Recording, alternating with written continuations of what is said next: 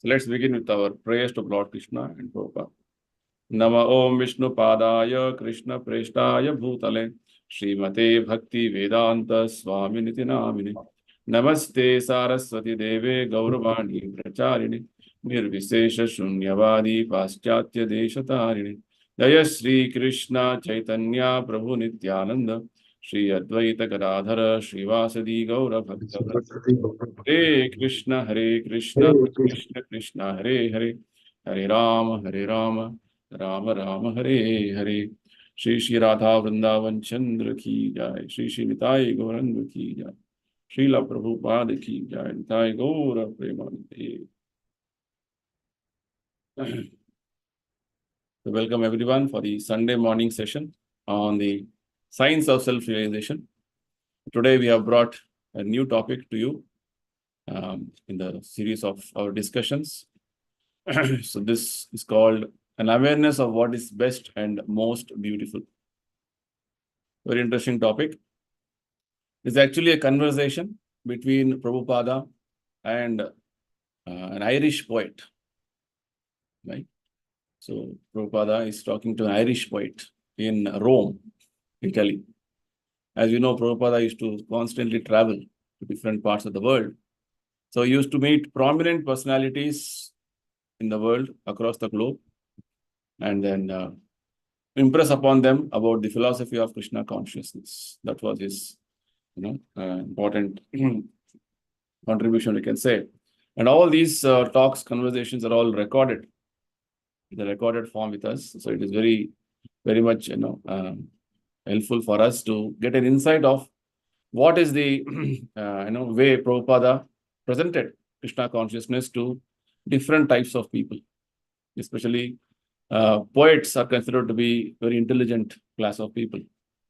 So how nicely Prabhupada presented the whole Krishna consciousness in such a nice manner is what we are to see in this whole discussion. And also how there are so many finer aspects of Krishna consciousness which we need to understand from this particular conversation. Okay, so let's get into the details of the presentation. So all these discussions are happening by the inspiration of Srila Prabhupada, who is the founder Acharya of Iskcon, and who has very mercifully given us these teachings such a nice way that we can always refer these, in the form of book or audio, and get inspiration in our spiritual lives. Okay, fine. So in Rome, during May of 1974, Srila Prabhupada met Mr. Desmond James Bernard O'Grady, a noted Irish poet. It is part of the conversation which is quoted here as a preamble. My request to you is this: you are a poet. Just describe God. You are an expert in describing, and therefore I ask you to kindly describe God in your occupation. Then your life will be successful. So just now we were discussing, before starting this session, we were discussing one nice principle mentioned in the Bhagavata. Bhagavata says that whatever occupation you are in, or whatever work you are engaged in, unless you develop attraction to hearing about Krishna, that occupation and the result of that occupation is all waste of time. So basically, any activity what we do should develop that attachment to Krishna. Then the work is considered to be successful. Why and how it is so is what this whole conversation is going to reveal to us. Okay, so this conversation happened in May 1974. Srila Prabhupada meeting Dr. Desmond James Bernard O'Grady, a noted Irish poet.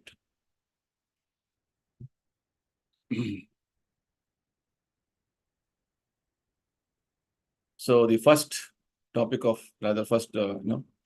discussion point was the bodily conception of life, how it is creating so much of animosity and sort of lot of fights and misunderstanding between people. The conversation begins with in a very warm way. So the poet is telling, your edition of the Bhagavad Gita is very nice. For which Prabhupada acknowledges, yes. In fact, it is the 5th edition in 2 years. So the first edition of the Bhagavad Gita came in 1972. And within 2 years, it has become so popular that Prabhupada had to have the 5th edition. That was the type of popularity Gita had, written by Prabhupada. So the next question is all initially there's some sort of a very warm talks going on between the poet and Prabhupada. And the next point he makes is, in which country has the Hare Krishna movement been the most successful? For which Prabhupada says, everywhere, in Africa, America, Canada, Japan, China, but actually it has been most successful in America. Many Americans have taken to Krishna consciousness. So basically, Prabhupada want to say to the poet that Krishna consciousness is spread all over the world. By 1974, Prabhupada had more than 100 centers across the world.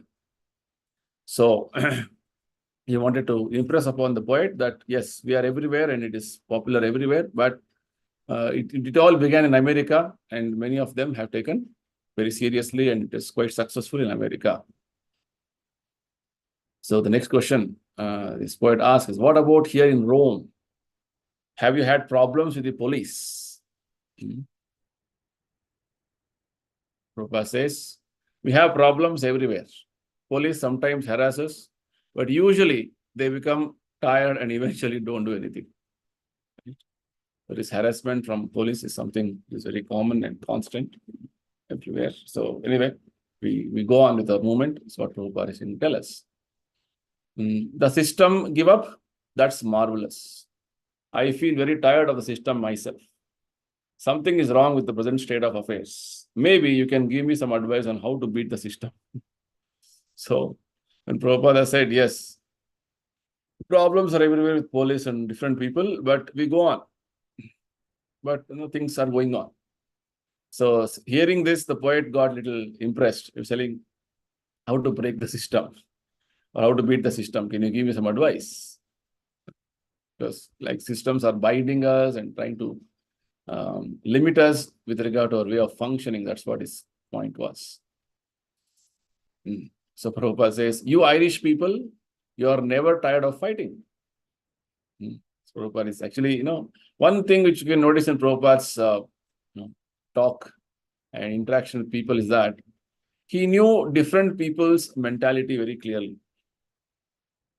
Accordingly, he used to speak, because Prabhupada was he studied in Scottish Church College in Kolkata during his school days. So he knew that they were always quoting that we had professors from England, Ireland, Scotland. So he knew their behaviors. Right, the people from Ireland are mostly, very having that fighting spirit. So he's quoting that aspect. You Irish people are never tired of fighting. You have that fighting, spirit. So you go on with your works. What he's telling. The poet, acknowledges, no, it's inside us. Yes, of course. But what you say is correct. Actually, the fighting has been going on constantly. Prabhupada now brings in the philosophical, angle. Right? So from the general talk, it is coming to philosophical angle. Prabhupada says the fighting has been going on constantly everywhere, within us, outside us, different people. So the poet asks, well, what do you suggest we do about it? I mean, is it morally correct for me to be sitting here? Now the conversation moves towards philosophical discussion actually, right? He's asking a question, what should I do? Is it correct? Is it morally correct for me to be sitting here? So Prabhupada says, as long as we remain illusioned by the godly conception of Prabhupada is continuing the same thought process. Fighting is going on everywhere. Right? Constantly fighting is going on. And all is because we are illusion in the bodily conception of life. Right? Thinking we are these bodies, one man thinking I am Irish, another thinking I am Italian, American, Indian, and so on. It's very, striking thing which Prabhupada is trying to tell us here. This bodily conception of life is going to actually create a lot of dissension, a lot of, say, partiality between us. Like, I think I'm Indian, so somebody from a neighboring country, different people, so I don't like them, I fight with them. Like recently we see how even a cricket match happens between India and Pakistan, how there's so much of hype with regard to this match, as though there's a big fight going on. Right? This big fight is going to happen, and everybody is ready. And when the result comes out, whoever wins, belittling each other, like this, all this is very much common in the present day situation. So this type of a mentality of fighting is what Prabhupada is telling, that is all because of the bodily conception of life. Bodily conception means when you think that I am this body belonging to a particular place, situation, circumstance, a country, or a family, that is called bodily conception of life. Identifying yourself with the body is called bodily conception. As long as this goes on, the fighting will go on. Right? So Prabhupada is trying to make a philosophical point. When, as long as you have the bodily conception of life, with regard to think that you belong to a particular nation, particular community, or so and so, there's always difference, right? When you have interaction with people, things around us. So there will be fighting. You cannot avoid fighting.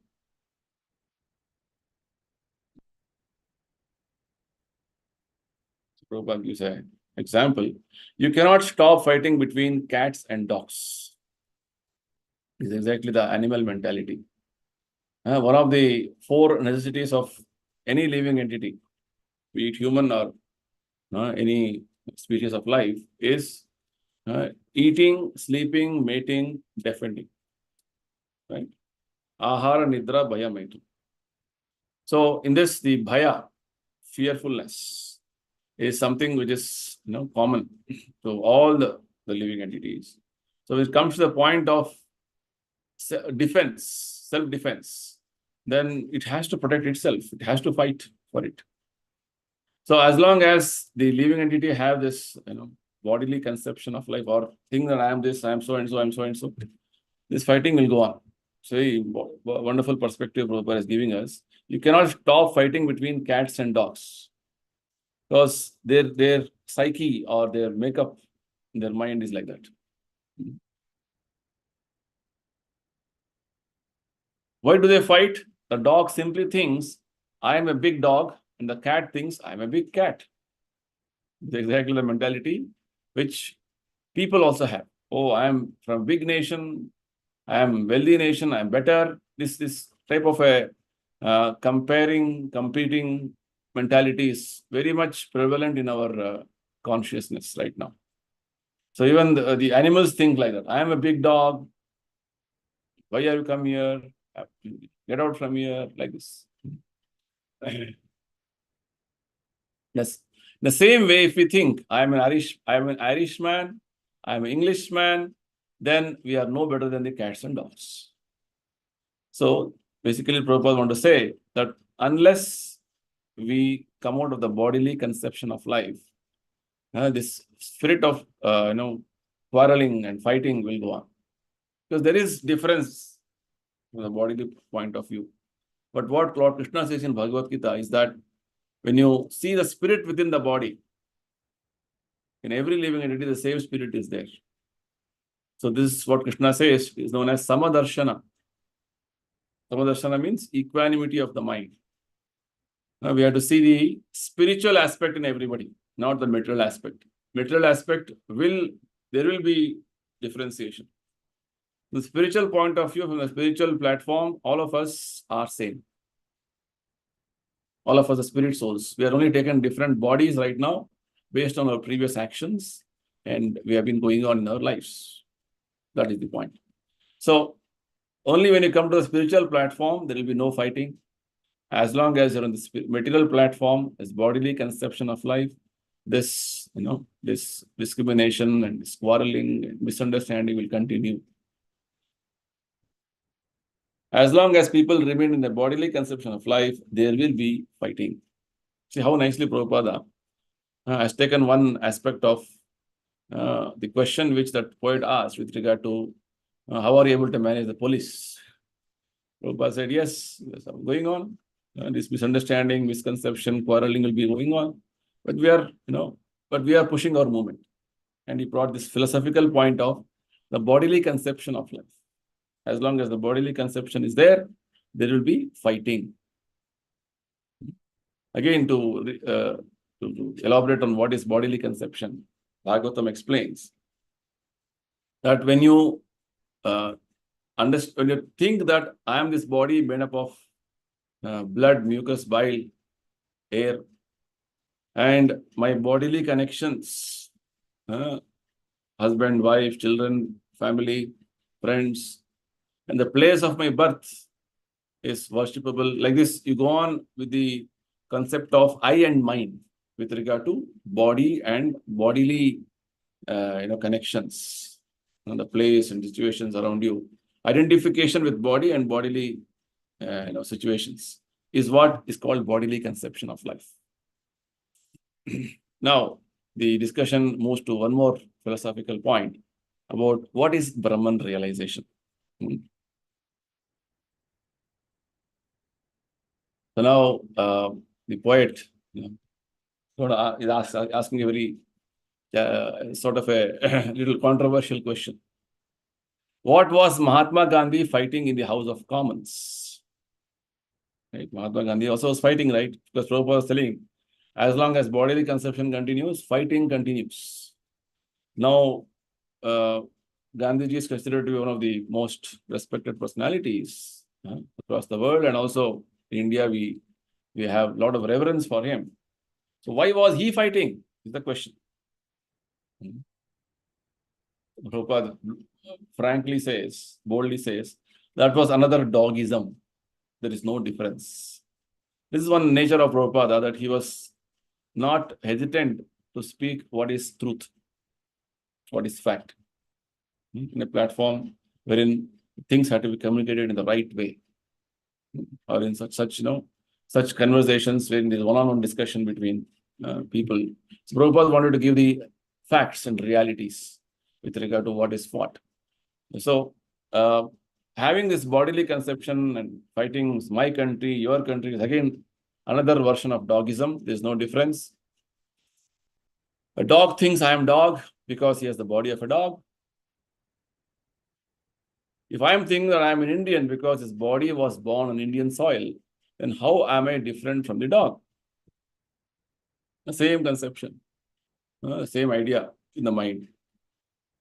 Identification that I am the body. Dog also thinks like that. You also think that I am born in this country, I'm Indian. So there are no difference actually. Both. That's why the scriptures say, as long as you continue in the bodily conception of life, you are as good as an animal. The bodily conception of life is simply animalism. When we understand that we are not these bodies, but are spirit souls, there will be peace. There cannot be peace otherwise. A very simple formula Prabhupada is giving. The bodily conception of life will give you more and more dissension, quarrel, misunderstanding, fighting. It will go on. When you understand that you are spirit soul, spiritual platform, when you come, there will be proper sanity, peace. Otherwise, no question of peace. Prabhupada is telling. Sa eva gokharaha. The Vedic literature states that a person in the bodily concept of life is exactly like a cow or an ass. Nothing to belittle these animals. They're all having their own specific functions and helpful in human society. But the type of mentality they are having with regard to their consciousness is what Bhagavatam is pointing out, scriptures are pointing out, Even human being continues to think that I am this body, I am this human body. It is like any animal thinking, I am a cow or I am an ass, in that way. People have to transcend this inferior conception of the self. Very significant statement Prabhupada is making. This conception that I am the body is a inferior conception. Actually, in the body also, if you analyze in our present situation, right now, body means the senses. Right? We have different senses. So if our understanding, our thinking and our interaction is on the platform of body or senses, it's called bodily conception. On this platform, I'm interacting with people. I am the body, they are the bodies.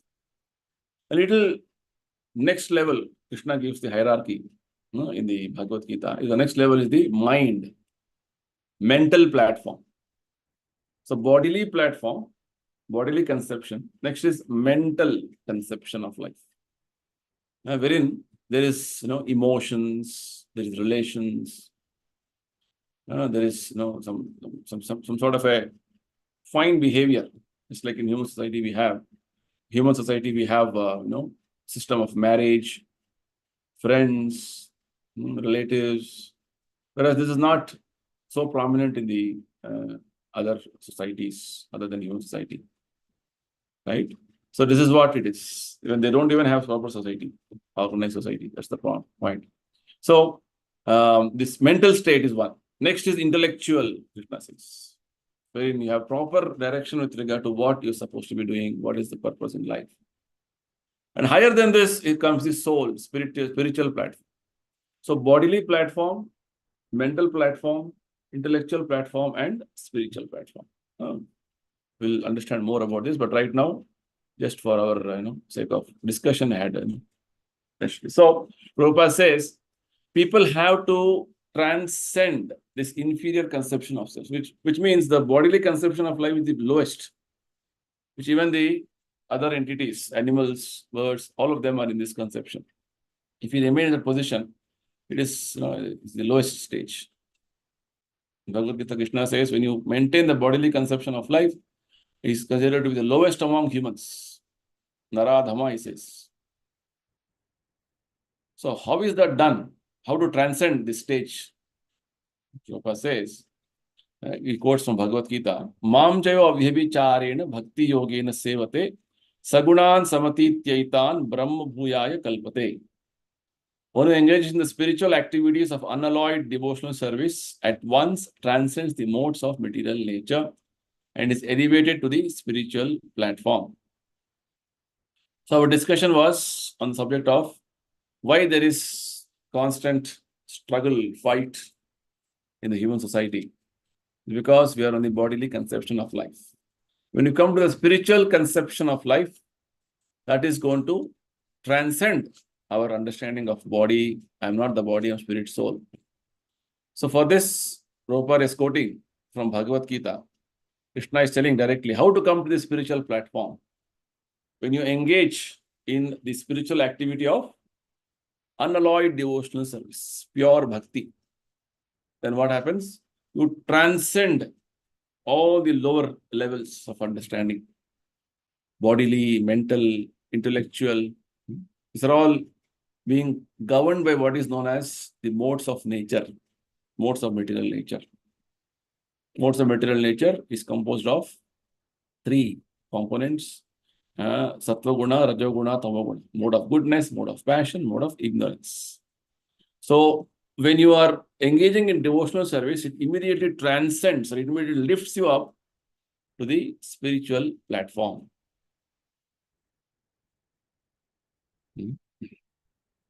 Further, Prabhupada says, in our society, there are many Mexicans, many Canadians, many Indians, many Jews, and many Muslims, but they no longer consider themselves Muslims, Christians, Jews, or whatsoever. So, whereas in the world, we see people having different designations and different nationalities, different backgrounds, they all identify with that particular situation. So, Prabhupada is telling, Because in our society, that is Krishna conscious society, Iskcon movement, there are people, humans from all different nationalities, right, different backgrounds. But all of them, because they are not considering themselves or identifying themselves with a particular situation of the body, so they are all considering themselves as servants of Krishna because they are performing bhakti. This is called Brahman realization. Krishna says in Bhagavad Gita, just now we read, Brahma Bhuyaya Kalpate, means you have come to the platform of spiritual understanding or Brahman realization. This is called Brahman realization. Very simple. Brahman realization means understanding and perception that I am not this body, I am spirit soul. And as spirit soul, because I'm part and parcel of Krishna, I have to engage in service of Krishna. Right? We're all servants of Krishna. This conception is called Brahman realization. Okay. So now Prabhupada is going to bring up one more philosophical point, the difference between devotee and impersonalist. So because when this poet heard Brahman realization and this designation, name, this word is creating confusion. So this poet had a very wonderful intellectual point made, which means you have a name also for that, Brahman realization. Because right now you're telling that designations, bodily conceptions, I am this, I am that, I am Irish, I am English, I am American. This is what is creating confusion, fighting, quarrel. So you also have a one more type of a you're identifying yourself with one more group called Brahman realized. That also is giving a name. Prabhupada says, yes, a name must be there. But although, for example, your name is different from that of another Irish man, you nonetheless all feel that you are Irish. Very nice understanding Prabhupada gives. It's like in a country, each person has his own personal name, but all of them have the common feeling that I belong to this nation, belong to this particular community, right? So likewise, Prabhupada says, one's name may be different, but that doesn't matter. The quality should be one. That is required. Right? There may be different designations for each individual. They may be called by different name, not designation. Each may be called by different name, but all of them are spirit souls. All of them are having one common quality. It's like all the people in a particular nation, they all designate themselves as belonging to that nation. So Prabhupada says, when we acquire Krishna's quality, then despite different names, there will be peace. That is called Soham. I am Krishna's. I am Krishna's. I may be called by one particular specific name, but my identity is I am Krishna's. I am Krishna's servant. That's what it means. The names of different people in a nation may be different, but all the people feel the same nationality. Very nice example. Varieties may exist, but if the quality is the same, that is oneness, Brahma Bhuta. Very wonderful revelation. How nicely, so the simple manner Prabhupada is presenting, and how intellectually Prabhupada is presenting with regard to is intellectually and also in a simplistic manner to make that other person who is actually a poet understand the concepts in the scriptures, Bhagavad Gita and Bhagavatam. Right? So we are individuals, we will have our identity as individuals, but all of us, the quality of our work will be to serve Krishna as servants of Krishna, as devotees of Krishna. That is oneness. The quality of doing service to Krishna is one. That is called Brahma Bhuta. Prabhupada's quotes from Bhagavad Gita, Brahma Bhuta Prasannatma न शोचति न कांक्षति समस्त सर्वेषु भूतेषु मद bhaktim labate param. One who is thus transcendently situated at once realizes the supreme Brahman, He never laments nor desires to have anything. He is equally disposed to every living entity. In that state, he attains pure devotional service unto me. Again, a quotation from Bhagavad Gita. This spiritually situated or transcendently situated situation is what? But he is always, he's joyful, right? And he has no lamentation. He has no more desires, no more hankering. Na shochati, na kankshati. Right? Very important quality. In the material world, right now, having bodily conception of life is making us have this lamentation and hankering. We lament for what we have lost, and we hanker for what we have to gain, what we don't have. We hanker for what we are trying to acquire. This is how the material world is. In spiritual platform, there is no such material hankering and material lamentation. And because nothing, I don't have anything to do with the matter. There, the spiritual qualities take over.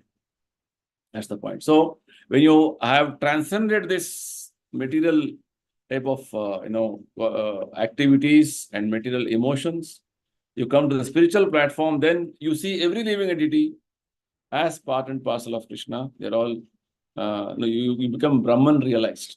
Then your bhakti begins, is what Krishna is telling us in the Bhagavad Gita.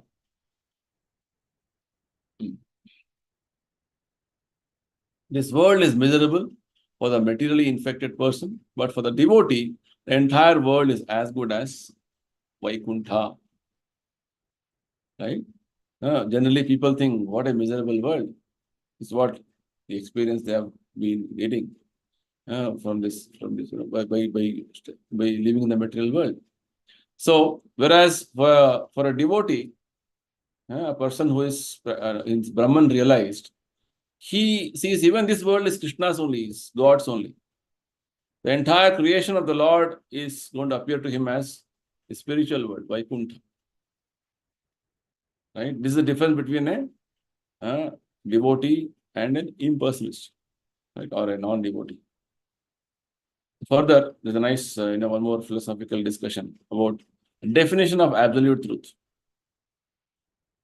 The poet is now asking one more question.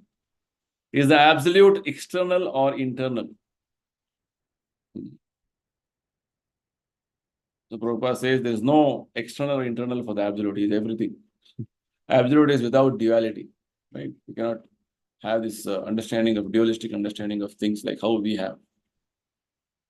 Okay, but on an individual level, he's asking. We are not absolute. When we are situated on the absolute platform, we are absolute. Very nice understanding. So right now, in the platform, on the platform in which we are right now situated, is called material world, wherein we have these dualities.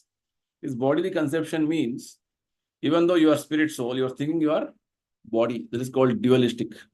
You are something and you are thinking something else. It's called dualistic. Because with dualistic understanding, dualistic conception, you have many dualities experienced: heat, cold, good, bad, happy, distress, like this. It's called dualistic. On the absolute platform, these dualities vanish. There's only the one and only situation is how everything is connected to Krishna and how everything is going to please Krishna. I'll give an example here. It's like you see in the Ramayana, whole of Ramayana, there's so many very moving incidents, very painful incidents with regard to Lord Rama's various pastimes. And Sita was kidnapped. Rama was going through so much of separation of Mother Sita. Right? It's really moving. It's very emotional.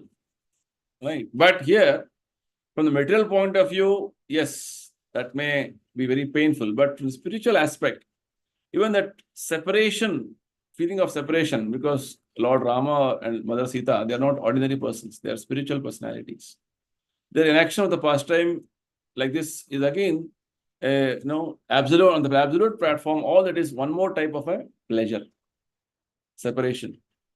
That's the point. Okay, so on the absolute platform, Prabhupada says things are not dualistic like this. Right now, we are situated on the dualistic platform. However, now we are in the relative world. The absolute truth is here also, but our senses are not sufficiently elevated to understand the absolute truth. Prabhupada says, right now we're in the material world called relative world or dualistic world. There is absolute truth here also, but we are not trained sufficiently or qualified enough to understand the absolute truth. So that is what his whole world is his, whole creation is Lord's absolute truth. But he has specifically made this world for our understanding, our perception as something different apart from Krishna's existence. As long as we are under the control of time, there is no question of becoming absolute. It's an important point which Prabhupada is making. The absolute world is beyond time, space, limitation. Right? In the material world, we are all controlled by Kala, time. And Kala is the energy of Lord Krishna. And as long as we are under the control of time, Kala, there is no question of becoming absolute. Absolute means there is nothing which is stopping or nothing which is making it, it is working because of this. Because of this, it is not dependent on any other factor. Absolute means it is independent of any other relativities which we see in the material world. Right? I am the son of this person. He is my father. Relative. It is called relative. Whereas with Krishna, the definition of God, Krishna is, he has no origin, he is the origin of everything. Anadir Adir Govinda. In our case, we identify ourselves as, as a son of so and so, as a relative of so and so. Thus, Krishna's identity is, he is independent of any such relativities. And even though when he comes, he has his devotees, has his relatives, right? Who are all again coming to participate in his pastimes. That's the point. So, very deep philosophical points Prabhupada is making here. As long as we are under the control of time, there is no question of becoming absolute. This poet is telling. So, absolute means life beyond time. Prabhupada says, yes, that is what Krishna says in Bhagavad Gita, in 4.9. He says, Janma karma chame divyam evam yo veti tatvataha tyaktva deham punarjanma naiti maam eti so Arjuna. One who knows the transcendental nature of my appearance and activities does not, upon leaving the body, take his birth again in the material world, but attains my eternal abode, O Arjuna. Yes, see. Very clearly, Krishna is telling to transcend yourself or to elevate yourself to the spiritual platform is beyond time and space. Because the material world, time and space means you're subject to the various conditions of the material world. Material conditions are what? You are going to get a body, just again subject to the miseries of old age, disease, death. Again, you die, you get one more body. It's conditional. It's all under the influence of time. As time goes on, influence of time, you'll be going through these various changes. Whereas spiritual world has no such influence of time. Krishna says, when you understand about him, his activities, his teachings, in fact, in truth, then there is no more influence of material conditions on us. Krishna is assuring in Bhagavad Gita that once you understand him in fact, in truth, then this is the last life for you. It is the last type of a body you're going to get here. Next life will be transferred to spiritual abode. Very wonderful revelation Krishna is making. That is absolute, going back home, back to God. Yes, see. So simple, truths, which is all in the Bhagavad Gita, is so wonderfully, lucidly explained by Prabhupada to this poet. As long as one is in the material world and identifies with his body, he transmigrates from one body to another. That is not absolute. So long we are in the material world, what happens? We are identifying with the body, bodily conception. Bodily conception of life will make you go on changing bodies, life after life. It is called transmigration, which means you are under some conditions. You are conditional. Baddha Jivana. Called Nitya Baddha Jivana. We are conditioned. We don't know from when this conditioning started. Maybe our life is going on like this. So Krishna's advice in Bhagavad Gita is that come out of this conditioning and become liberated, free. Right? That is possible when you perform bhakti to him, and bhakti to Krishna begins with hearing about him. When you hear, you know about him. That's the point.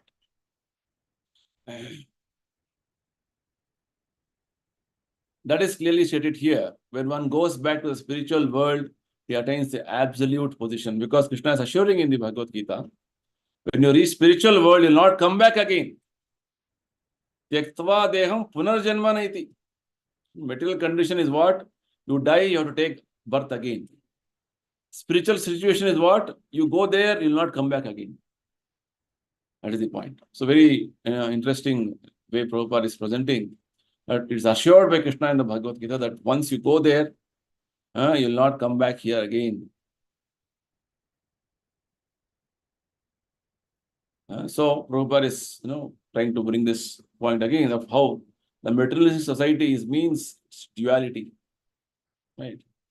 Duality means me and mine and all such conceptions.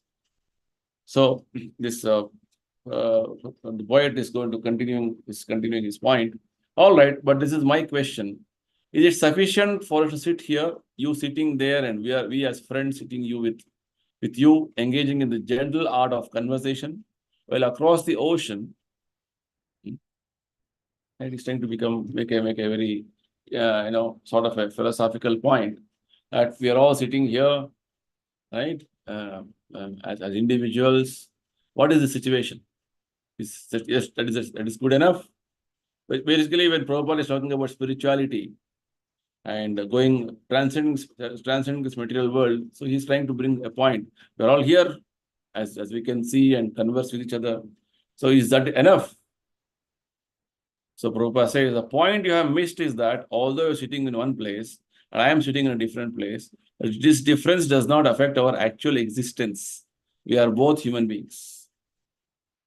So this Prabhupada's wonderful way of presenting the philosophy of Bhagavad Gita, that we remain as individuals forever, whatever situation it is.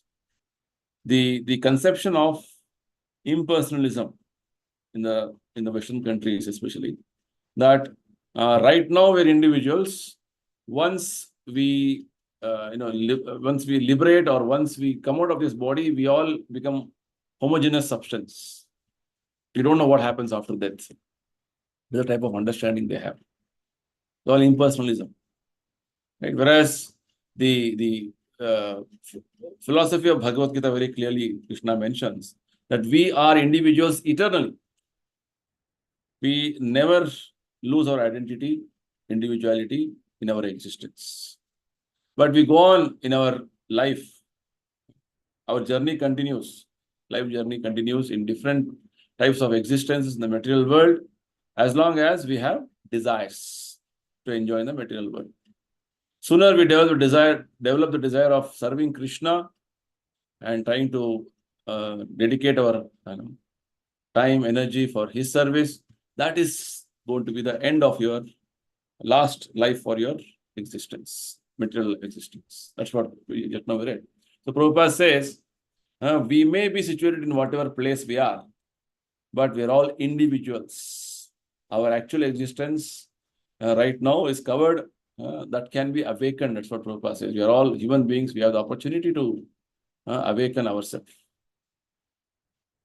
The conceptions of Irishman, Englishman, Protestant, Catholic, and so on are but different dresses only. Okay, so again, Prabhupada is trying to point out the externals hardly matters. What matters is our internal perception of what we are. Externals are only just resignation. One has to become free from these resignations. When one is thus free, he becomes purified. Right? So as long as we are identifying ourselves with the body and situations around the body, then that is called resignation. So Prabhupada is quoting from one more scripture written by Narada Muni. Sarvopadi vinirmuktam tat paratvira nirmalam rishikena rishikesha sevanam bhakti ruchyate. This is the beauty of Prabhupada's talking to any learned person. He always has the authentic presentation of scriptures, quoting from different relevant verses, establishing the truth about what is trying to tell. When you have purified your senses and engaged those purified senses in the service of the master of senses, Krishna, you have perfected your life. That is non-duality. That is absolute. Right? So dualistic material world is creating you different conceptions of life, which is actually binding you in the material world to go on taking different bodies. So advice given by Narada Muni is that you have to purify your senses by giving up all those designations which you think identifying yourself as. Sarvopadi vinirmuktam. Right? I am not this body, I am not this man, I am not this woman, I am not this parent. Actually, situationally, in the material situation, it is fine. To that level, you do your duty. But existential, in its constitutional situation, I am spirit soul. And I have to engage in Krishna's service. That is what this particular statement of Prabhupada, which he quoted from scriptures, is telling. So this word is telling further, but the system insists that you think yourself American or Indian or African or whatever. And now is bringing the valid point, that the things around you, the environment around you, the whole system of education, the whole government, the way is all making you think that you are designated, that you belong to a particular place, community, nation. Prabhupada very nicely says, yes, materialistic society means duality. That's why this world is materialistic society. Materialistic society means duality. So this poet says, yes, but that is unavoidable. How can you avoid material existence? So his challenge was, poet's challenge was, how can you avoid materialism? You're in the middle of everything. Prabhupada says that is possible in Krishna consciousness. The lotus lives in the water, but never touches the water. As an example from Bhagavad Gita, Prabhupada is telling, Lord Krishna says, the lotus leaf, even though it is in the water, the top portion of that leaf is never affected by, or rather never it becomes wet. Right? Even the top of water falls, it just flows out. Like that, if you are practicing bhakti, devotional service, which is called Krishna consciousness, even though in the material world, you remain untouched by the dualities of the material world. Because materialistic society means duality. So now this poet is trying to bring in an argument. I don't think you can explain situations in one area with metaphors from another, because he's a poet using that poetic, sort of examples. How can you argue political problems in terms of vague spiritual concepts? Their nature is completely different. Look at the type of understanding this poet is having. For them, the spiritual understanding is all vague. And for them, what is right now is the world around is reality. Yes, it is reality to one level, but not absolute reality. That's what Prabhupada says. Right? It is not absolute reality. So, whereas because you are lacking spiritual understanding, so it is appeared to be vague for you. Right? So Prabhupada clarifies, sometimes a variety of examples helps us to understand or appreciate the problem better. Prabhupada is justifying that. Why I gave example is that Example sometimes helps us to appreciate the problem better or understand the problem better. In the vase, there is a variety of flowers, and that variety helps us better appreciate the idea of flowers. Right? When there's a nice flower vase, so many varieties of flowers helps us. Oh, flower means not only one variety, so many varieties. Right? So examples help us to say, yes, this situation, that situation. It will give us opens up our understanding and appreciate the problem better. From any point of view, Krishna can resolve all problems. Very wonderful statement Prabhupada makes. From whatever way you are thinking, you're telling that a lot of political problems are there, political situations, that problem, this problem, and your spiritual concept is very vague. That's what that poet was telling. Prabhupada says, no, from any point of view, either political, social, economical, scientific, any angle, Krishna can resolve all problems. Why just the problems of Irishmen or Englishmen? All problems Krishna can solve. That is called unity in diversity. Our students come from different backgrounds, but because they are all in Krishna consciousness, they are unified. Yes, see?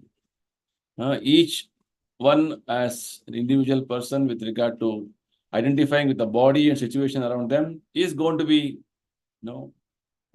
having a lot of problems and doubts, right? Whereas when you identify with Krishna, whatever background you have, all that will resolve. That is called unity in diversity. Prabhupada is saying the same thing. We are from different backgrounds or nationalities, but all of us are having center as Krishna. So like this, the conversation continues. We will continue discussions in the next session. So very quite philosophical and with a lot of depth. These discussions are happening. Prabhupada also is trying to address them in a very wonderful manner, a very simplistic manner from the scriptural point of view. Right? So, we will here. Anybody is going to ask, discuss, or comment? Take up a few questions.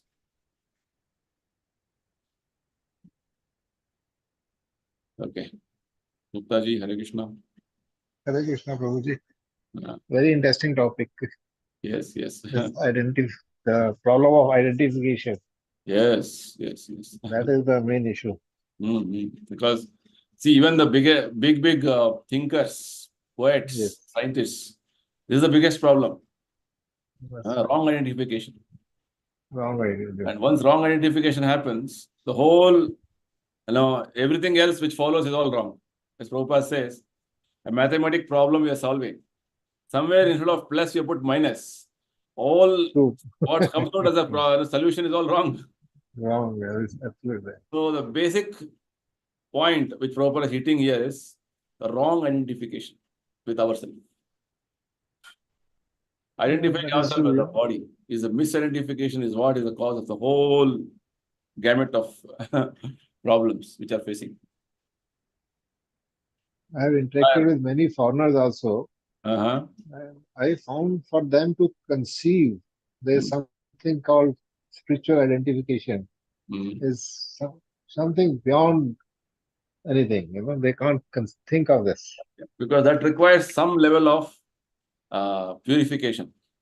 Very true. Purification begins when you chant Hare Krishna. Very true. Prepare your mind, prepare your consciousness to receive. That's why Prabhupada, first of all, he didn't give any philosophy. He told, chant Hare Krishna. When you chant Hare Krishna, Krishna goes inside and he starts purifying his consciousness. That will prepare your consciousness to receive the spiritual knowledge, spiritual understanding. Oh, I am not this body. All awakening happens because Hare Krishna mantra is full of knowledge power.